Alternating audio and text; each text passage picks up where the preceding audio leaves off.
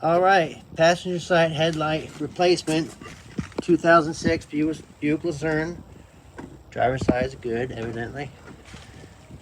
And the only thing I had to do, similarly to most other people, I took off the passenger side wheel.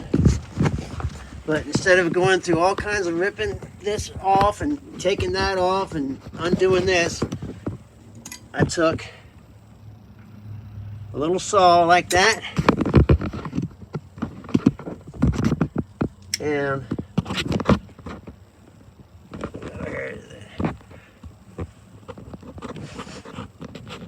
Right there. I already got the tape on there. I gouged into the hole that was already there, and I made it a little bit wider so I can get my arm up in there, and that's it.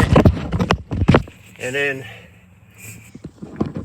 I got it covered with crystal clear Gorilla tape, which is good for wet conditions and everything. So that's that. I mean, when was the last time you looked at a nice car and thought, yeah, well, the wheel well's been compromised? Whoop-de-doo. Okay, all right, over and out. Later.